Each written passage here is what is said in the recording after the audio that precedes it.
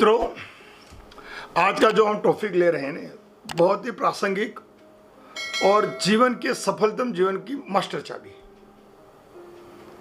इस विचारों को जीवन को अपनाया मतलब 100% खुशियों से जीना। मर्यादा और खुशियां क्या होती हैं? हम देखते हैं कि इस अब तक के हमारी सभ्यता का विभिन्न तरीके से विभिन्न पहलू से विश्लेषण करें तो मैंने दो शब्द ऐसे ढूंढे, खुशियां और मर्यादा।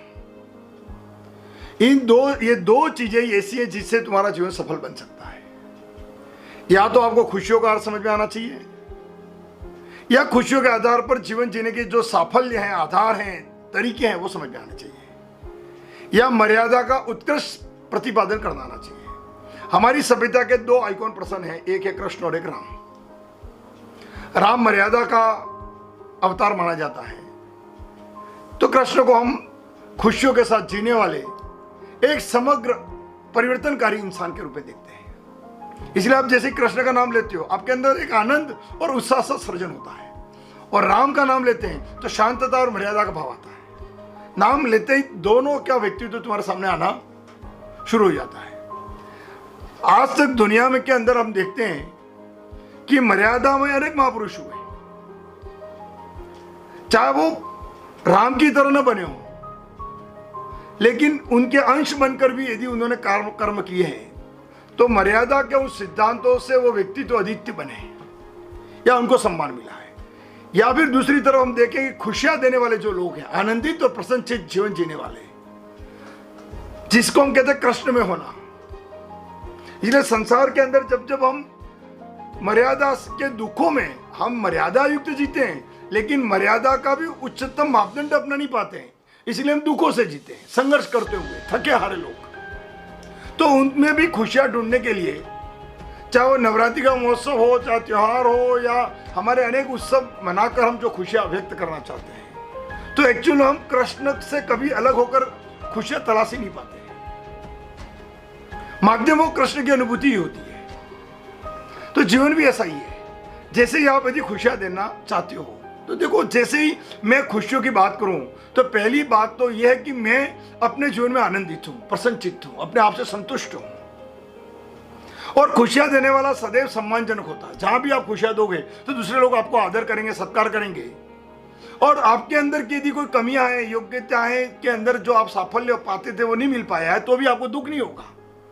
अर्थात आप अपनी जिंदगी की लड़ाई तो लड़ ही रहे हो, लेकिन दूसरों को खुशियां देते समय प्रकृति की तरह उत्पादक बन जाते हो।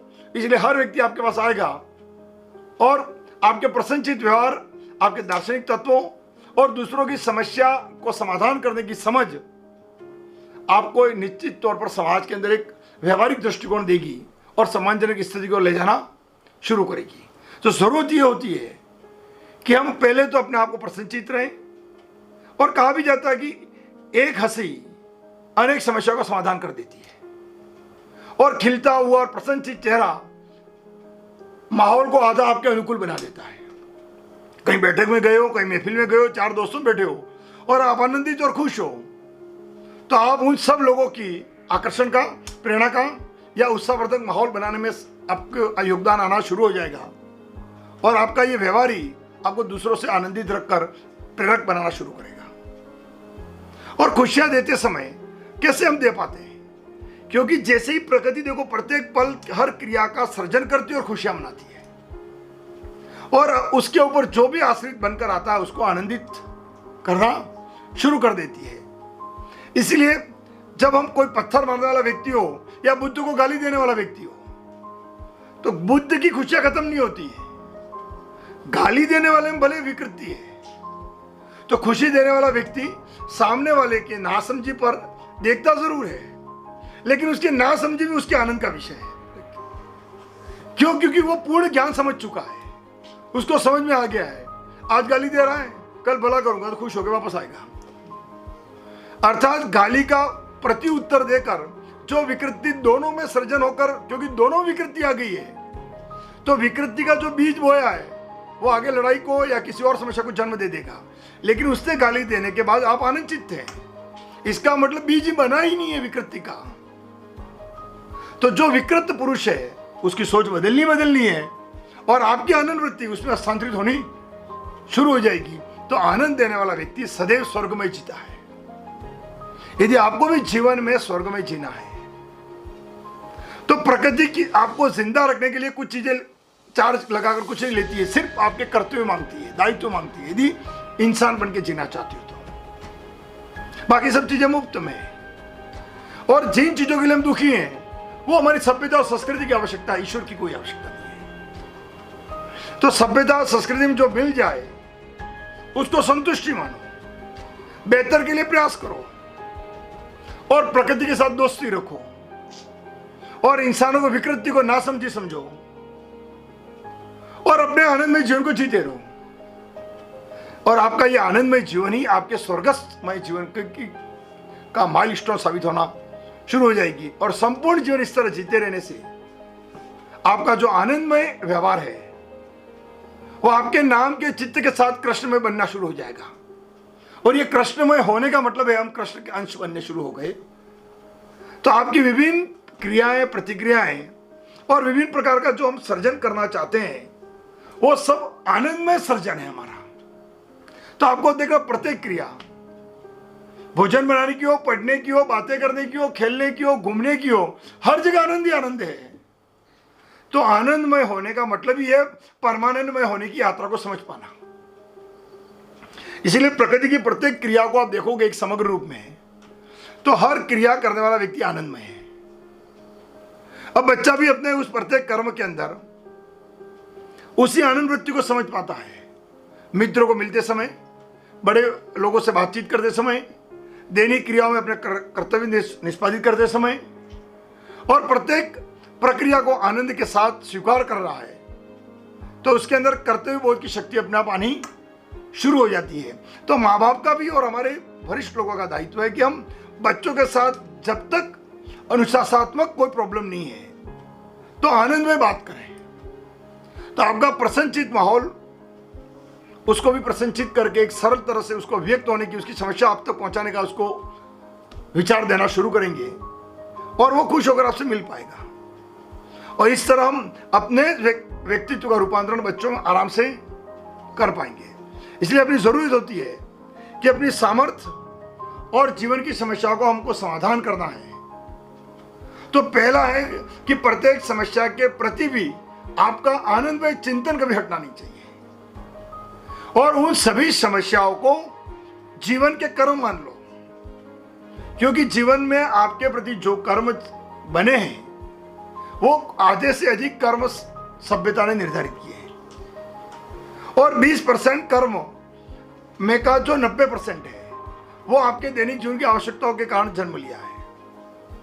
प्रकृति का तो 1% कर्म भी हम कभी करते नहीं है, लेकिन इस 1% की क्रिया का वास्तविक जीवन की अनुभूति का यदि हम प्रभाव समझने लग जाते हैं तो आपके अंदर एक आनंदमय चिंतन का जो वातावरण सर्जित होता है वो आपके समस्याओं को बहुत हल्का कर देता है।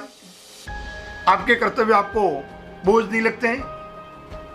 आपके मित्र या जो व्यक्ति जिनके अंदर असफल हैं या जिन्हें आप पसंद नहीं कर रहे हैं तो आपके अंदर विकृति पैदा नहीं करेंगे, आपके अंदर परोपकारमय भाव पैदा होंगे और उनके सर्जन के हितार्थ भाव भी आपके अंदर निर्मित होने शुरू हो जाएंगे और आपके विचारों से उनके अंदर भी एक समग्र उत्पादक शक्तियां निहित होंगी या वो जब भी मिलेंगे तो आपके प्रति वो विकृति होंगे। आपके आनंदमय स्वरूप के कारण आप उनको कुछ दे पाएंगे, क्योंकि खुश रहने वाला व्यक्ति याचक नहीं होता सबसे पहले, और जो याचक है वो कभी खुश नहीं है, क्योंकि याचक है इसका मतलब वो अपने आप से संतुष्ट नहीं है। तो जीवन के अंदर ईश्वर के सामने याचक रहे, वो भी अपनी आत्मा के सर्वश्रेष्ठ के लिए, ईश्वर के लिए भौतिकवाद के लिए याचक नहीं रहे। याचक होने का मतलब है अपने आप को अपनी क्षमताओं से भिन्न कर देना। तो ईश्वर के सामने जाकर उसके आनंदमय और आत्मा के उत्थान की का प्रभाव और भाव पैदा करें कि ईश्वर तुमने मुझे सृजित किया है, मैं नहीं जानता क्यों सृजित किया, लेकिन जिस कर्म के लिए मुझे पैदा किया वो सब कर्म मुझे करवाना। और जिन भावों के लिए मेरे अंदर जो भाव आपने पैदा किए हैं उनको वक्त के साथ प्रामाणिकता देना शुरू करना, ताकि मैं तेरे दिए हुए मार्ग और कर्मों को सही तरह से कर पाऊं।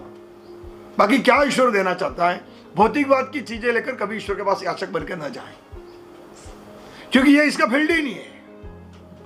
उसका फील्ड तो एक ही चीज का है, वो है आनंद और आनंद का सृजन। तो उसके अस्तित्व में भी आनंद महसूस करें और उसके दिए हुए प्रभाव में भी आनंद महसूस करना शुरू करें, और इसी आनंद का हम विस्तार कर लें तो धर्म सत्य की उस अनुभूति की ओर जाना शुरू हो जाता है, और यहीं से इंसान विभिन्न समस्याओं से बच जाता है। विभिन्न समस्याओं से बुद्ध ने प्रत्युत्तर नहीं दिया, तो सबसे पहला काम किया, वो नई समस्या से बच गया। दूसरा, वो शब्द उस पर प्रभाव ही नहीं पैदा कर रहे हैं। तो बस यही तो मूल मैकेनिज्म चाहिए। जैसे कभी कभी तुम्हारी बीमारी डॉक्टर के अधीन नहीं होती हो, डॉक्टर कितनी भी दवाइयां दे लेकिन बीमारी रोक नहीं पा रहा है, तो बीमारी तुमको खत्म कर देती है। उसी प्रकार किसी के कुलसित विचार आप पर असर नहीं कर रहे, तो यहां आपकी बीमारी नहीं, आपकी आध्यात्मिक शक्ति इतनी पावरफुल है कि इसे विकृत मानसिकता आपके ऊपर कभी असर नहीं करती है। इसीलिए जब हम सब आनंद में होते हैं तो पर जो विकृतियां हैं या पर जो दुष्भाव है वो तुम पर प्रभावी नहीं होने चाहिए। तो सब आनंद कभी विचलित नहीं होता है। तो पहले अपने कर्मों का सही दिशा देनी शुरू कर लें।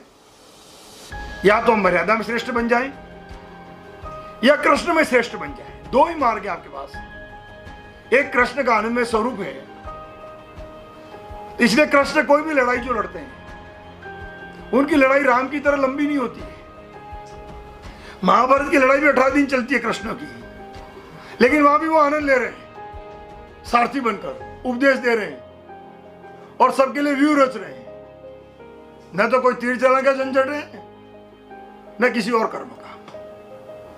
बस वहां पर भी उस चक्रव्यूह में मरने वाला का भी कल्याण कर रहे हैं और बचाने वाला का भी कल्याण कर रहे हैं, और बोल रहे हैं उस बोले हुए ज्ञान से हमारा भी कल्याण कर रहे हैं।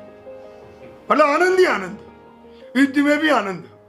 इसलिए उनके पूरे व्यक्तित्व को आप देखोगे, कंस और उनकी लड़ाई भी बस कुछ घंटों की है।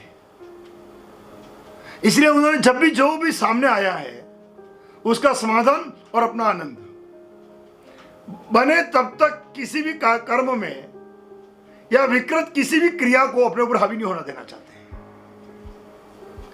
राम प्रत्येक उस समस्या का मर्यादा के उच्च मानदंडों से समाधान करते हैं। शांत, सौम्य और एक विराट स्वरूप जो राम के अंदर नजर आता है। तो फिर वहां पर भी कैकेयी की विकृति हो या किसी की भी विकृति हो, राम पर कोई असर नहीं करती है, और कृष्ण के ऊपर भी असर नहीं करती है। कृष्ण खुशियां दे रहे हैं और राम मर्यादा के साथ समाज को दिशा दे रहे हैं। यदि हमें भी जीवन में कुछ बनना है तो या तो मर्यादा के मूल्यों में श्रेष्ठ बन जाओ, तो राम न बने तो इस भौतिकवादी युग के गांधी बन जाए। कुछ तो मर्यादा थी तो कुछ तो मिलेगा आपको, कुछ और मर्यादा लेकर संत बन गए और कलयुगी संत नहीं है तो कुछ न कुछ जय जयकार होगी। विवेकानंद की तरह मार्ग पकड़ लिया, और बाकी जितने भी आएंगे ना, आर्थिक युग के श्रेष्ठतम आ जाएं, अनेक साइंटिस्ट आ जाएं, कोई और आ जाएं, ये सिर्फ किसी रॉयल्टी के द्वारा भौतिकवाद की चीजों का सर्जन कर सकते हैं। वो मर्यादा का संपूर्ण सामाजिक उत्पादन निहित नहीं कर सकते हैं, और न ही आनंदमय स्वरूप का जीवन तय कर सकते हैं। यदि हम मर्यादा और आनंद दोनों का एक डेसिमल क्या बराबर भी हमारे अंदर जीवन में ले आते हैं, तो भी समाज में आप आराम से जीवन जी सकते हो, आनंद के साथ, सुख के साथ। दुनिया आपको समझ नहीं पाएगी, लेकिन दुनिया जो नहीं कर सकती वो सब तुम करते रहोगे। वो आप पे कभी विश्वास नहीं करेंगे, और आप जो करते हो वो कभी कर नहीं पाते। जीवन बड़ा गजब का खेल है, और जब ऐसा कोई खेल रहा है कि अनेक इंसान अनेक सालों तक कर्म करने के बाद भी वो कार्य नहीं कर पाते, और एक व्यक्ति जो है बस ऐसे ही कर्म करते जा रहा है और जो हम कर रहे हैं उसे भी श्रेष्ठ कर लेता है। तो उसका कारण एक ही होता है कि प्रकृति के उस आनंदमय और मर्यादा के किसी अंश को वो पकड़ चुका है।